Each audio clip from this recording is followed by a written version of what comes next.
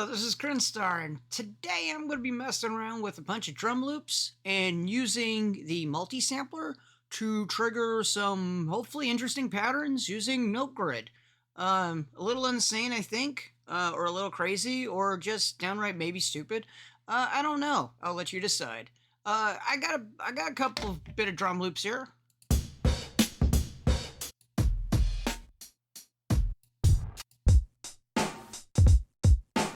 And what I'm going to do, what I'm going to do with these loops is I'm going to trigger them via multisample. So let's get that started. So let's trigger up multisample, or let's get that set up.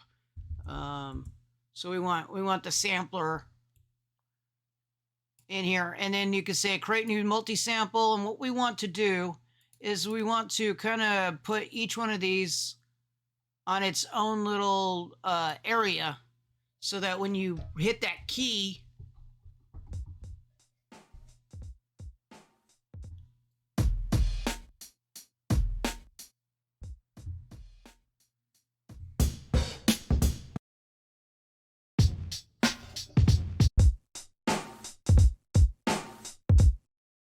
okay, so I got,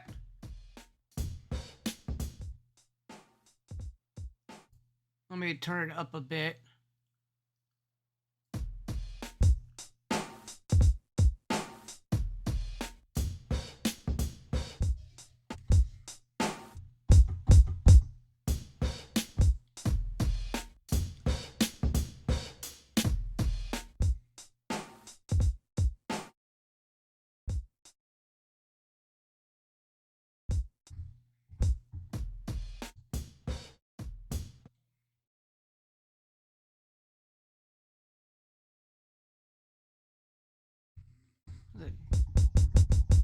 I think that's a G I'm pressing on. Yeah, good job. G1 it looks like. Okay, so what we want to do is we want to keep on triggering G1, A1, B1, or sorry, A2, or is that A1? B2, and then, or B1 or B2, and then C2. This is kind of important because basically I want to hook the notegrid up to this, and we're gonna use generative type of programming or generative type of stuff to trigger notes, and that's why knowing the notes is important to get our crazy drum patterns on. And this is just purely I love the chaos. I'm not gonna lie. I just wanted to see how chaotic I can make this. So we have our usual notegrid here. We are not going to need this. We're going to produce our own. We are going to drag this all the way down to 1 because I kind of want it to not be triggered. I want it to just go on its merry way. So that means that the things will get triggered. Okay, so I think these are all 4 on the floor, so I want to make sure that we have, let's say 4 bars, or 4 of these to go. So it's like 1, 2, 3, 4, and then triggers again, 2, 3, 4, triggers again. And it's, if this is not enough, we'll increase it to 8 or something. I think this is an entire bar anyways, to be brutally honest. It's just every, quarter note that we're going, and then every quarter note we're going to be triggering the MIDI. And so the MIDI fires. And so we kind of, let's use G1 to begin with.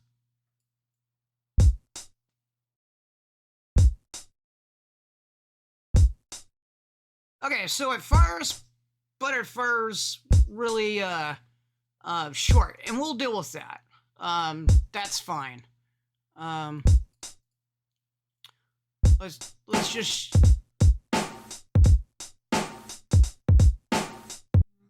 All right, let's turn it off for right now. Okay, so we have the thing firing, but it's always firing on the same one. And we kind of want some randomness, some zaniness. So we need to get something that allows it to go back and forth, right? So we can do that a couple of ways. We can do this quantize, and we'll hook it up to here. And we'll say, hey, we only want, realistically... Actually, I need to to move down and start earlier because I want them all on the same octave. I don't want to change the octave. So basically it's going to be, was it the E, the G, the E, the G, the A and the B, all of one.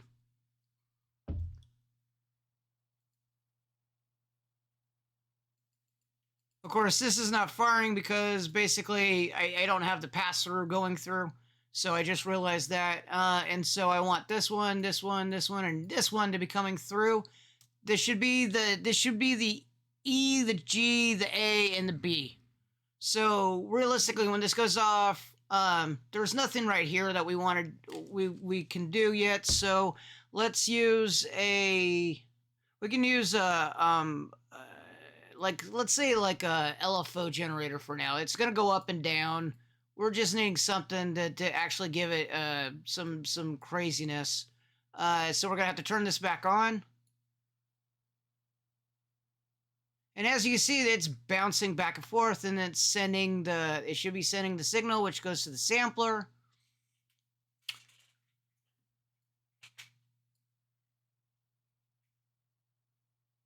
Which we should be, we're seeing MIDI, we're not getting anything, and then we're not getting anything else. I did something to screw it up.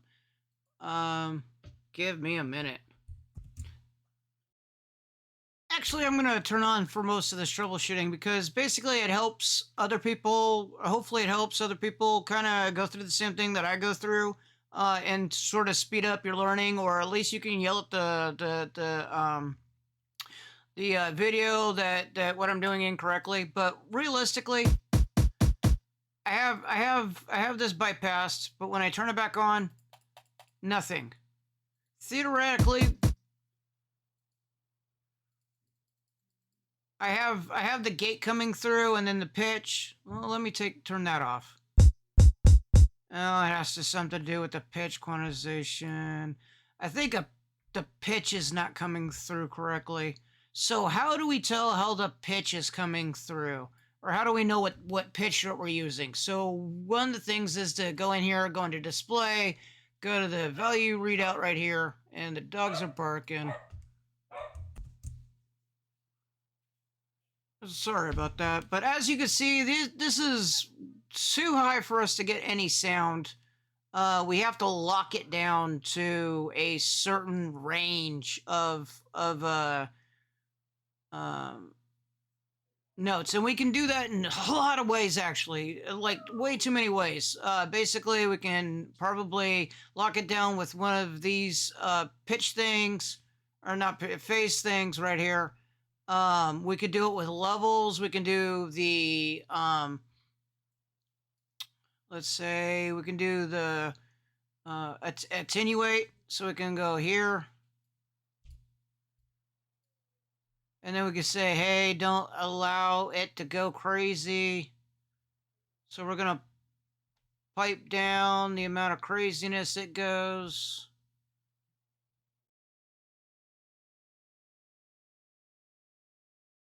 Okay, and it looks like it's still going very high.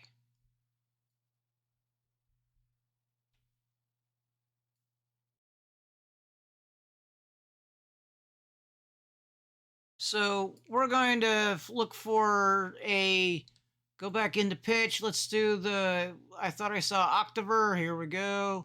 So let's knock this down, -1. Try -2.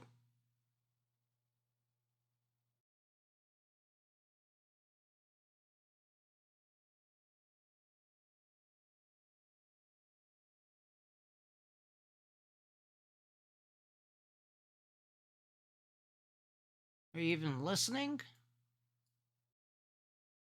Maybe I'm on needs to be on the wrong side here. There we go. That looks correct. All right.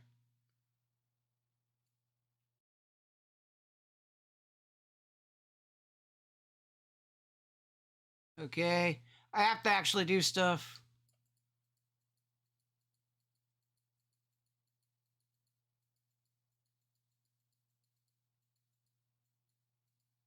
This is sending in a gate, so let's stop that. Let's do it this way.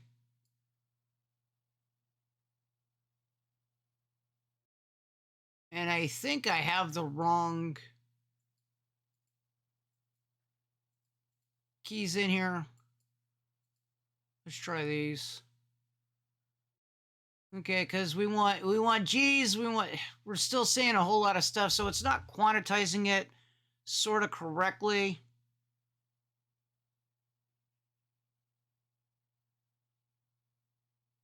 Not only that, but we want one more.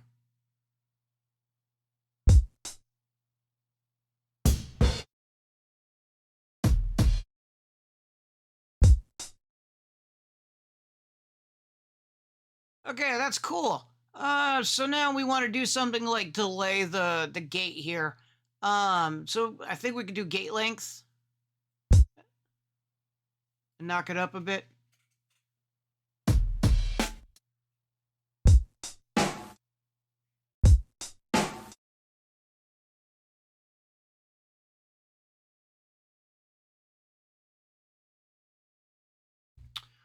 Uh,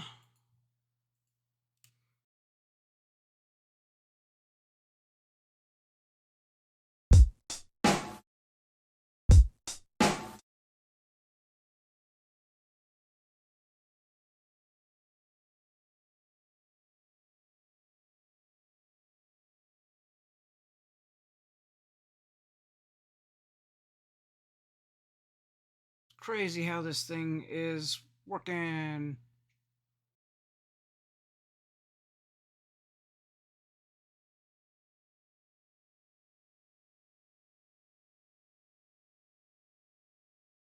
Because I want to. This is probably a weird way of doing this quantization. Um, let's try some other stuff in here, shall we? Let's do our own pitch.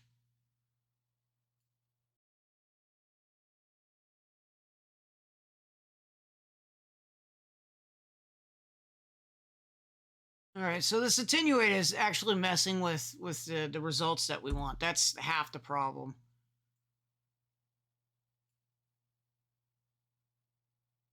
So this is reporting an F. We kind of want an F. We want a G.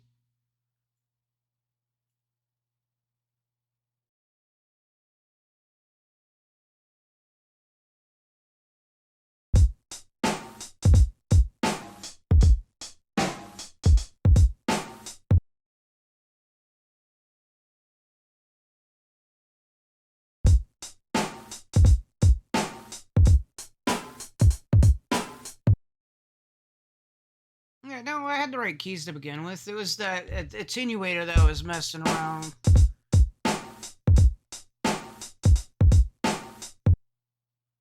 Okay, so how else can we do this?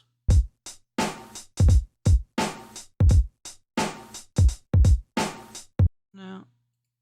Oh, we could do pitches. Sort of.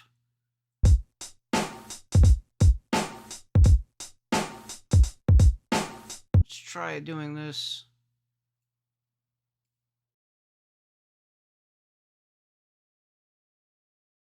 And instead of that, we're gonna need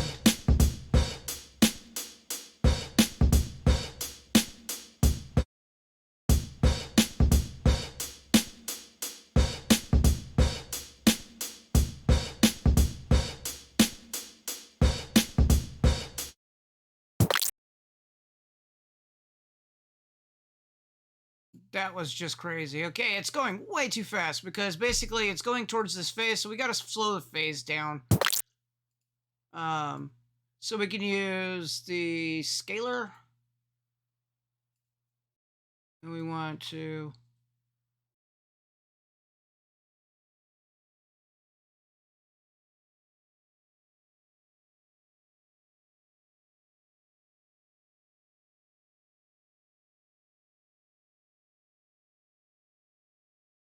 actually, I don't want the scalar. I want the sample and hold. That's a sample and hold. LFO. There's a sample and hold. Da, da, da, da, da.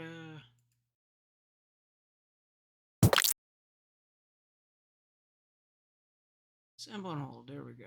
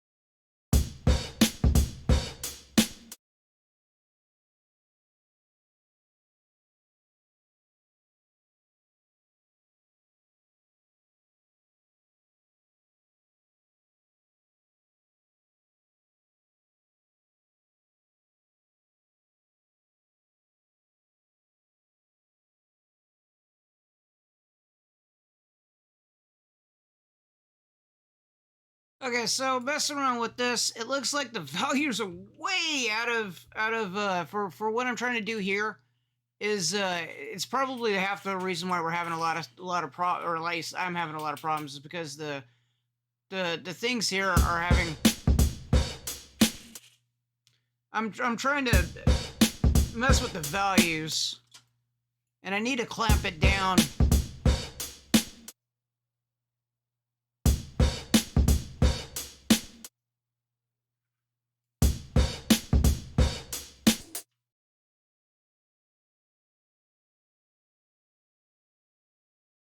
Needs to be like percentages. So what we're gonna do is we're going to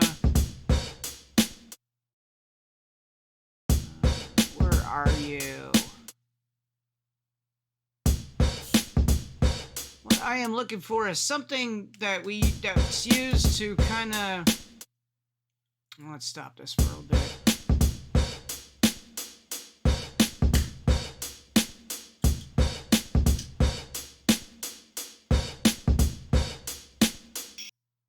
All right. What I'm looking for is something that it's it's either between an average. What it does is it um rounds up or down stuff. We can divide it. We can multiply it by time. Oh, we can multiply it. Let's go to math. We can multiply it. We can tap down or tamp down the kind of the stuff, and then we're gonna be like, hey, we're gonna do it probably 10%. So this value comes through. It's not gonna be a whole value. It's gonna be, or this value right here is not gonna be 50%. So that should be 0.4.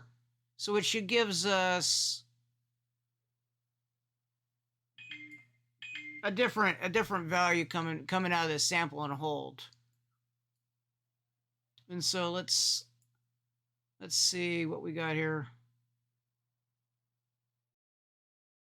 Actually, whoa, stop.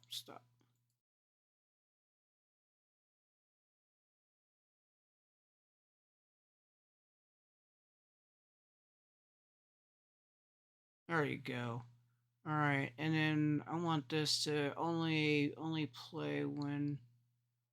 Where is that setting?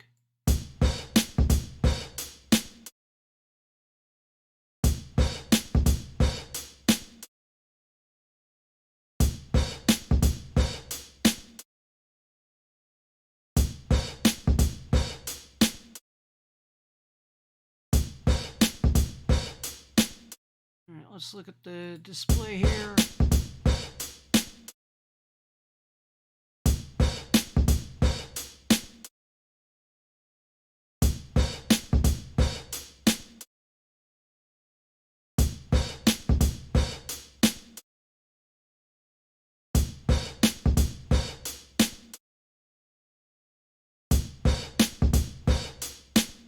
Interesting. This sine wave should be kicking out a value, and it's not.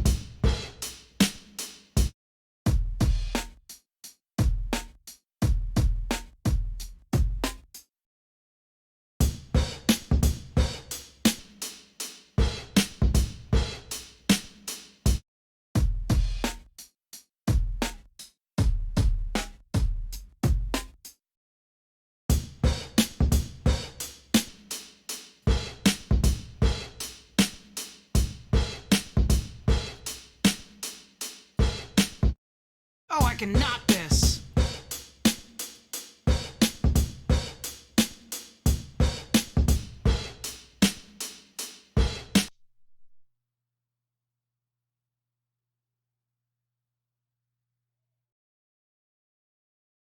Which should send out a signal and break it up when I want it to. Let's get you out of that one.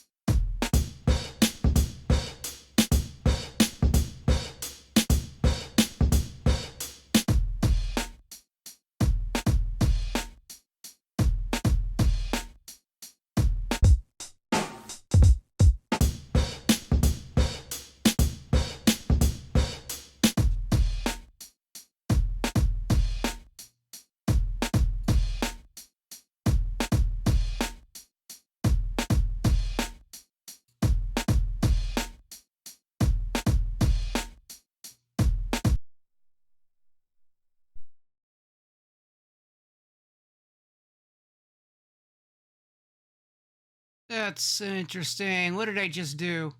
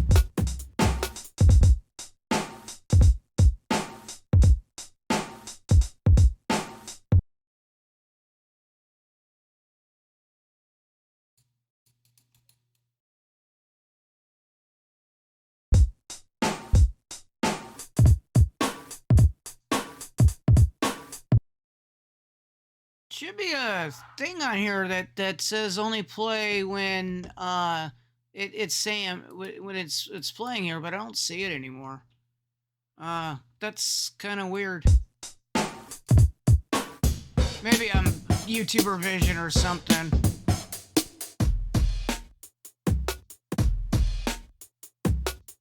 Oh, Freeland stopped. There we go.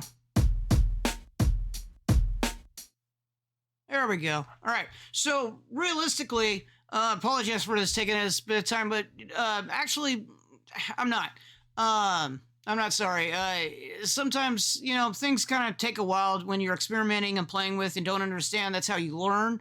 That's how you kind of get better at things. If you push yourself, I didn't know what I was gonna do. I had a theory of how I was gonna do it. It wasn't like, hey guys, this is how I want to do it. No, I wanted to start off with, I'm gonna try to do this, and this is how I'm gonna knock it out. This is not efficient. I'm pretty sure that the people that have played with Bitwig and understand it a lot longer than I have.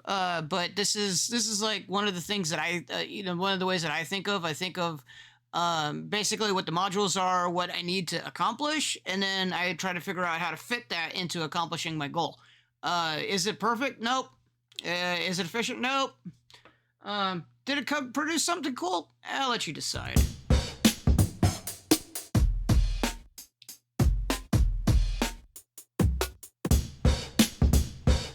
I like it. I like it. I think it's cool. Let this play out. I think it's cool. I think it has some really cool kind of I don't want to kind of when it pitches up in drum and bass kind of style or I don't want to say jungle. I just want to say that kind of vibe or that style of like the sped up loops and the choppings and stuff like that where basically you could have it's kind of like a beat for the ADHD. It's probably why I like it. Kind of throws the stuff off. Realistically, we could probably add a bit more.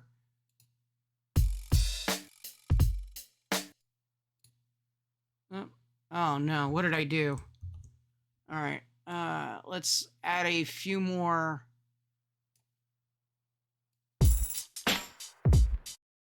All right, and then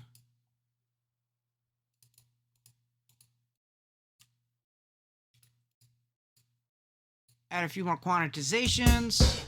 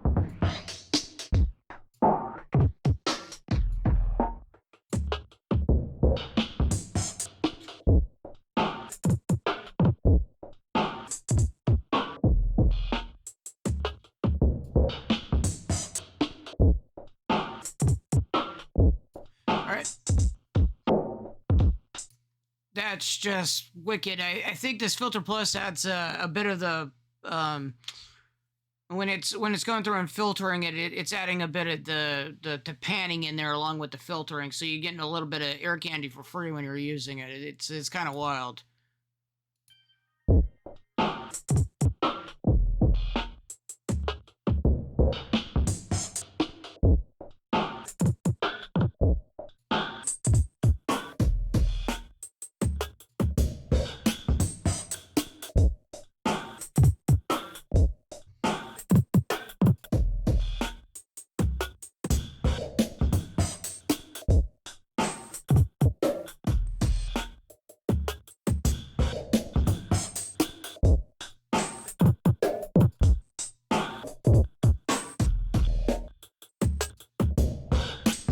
Is that coming through?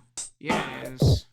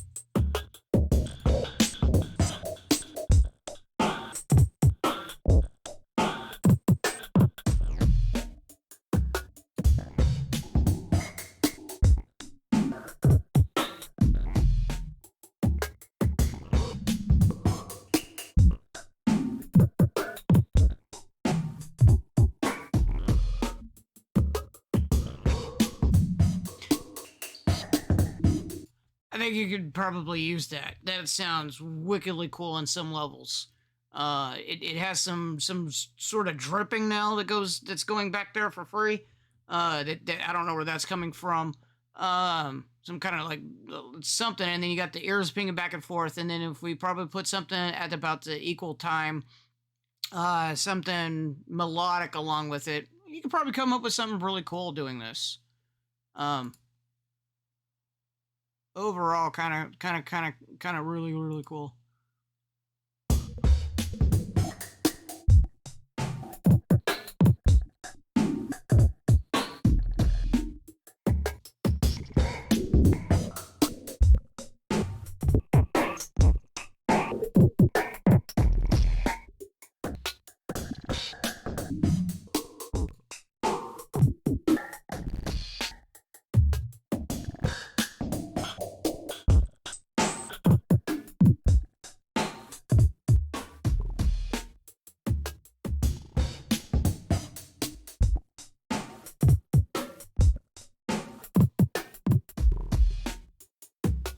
All right, I probably need to stop this. Okay, I need to wrap this up. This video has gone on way too long.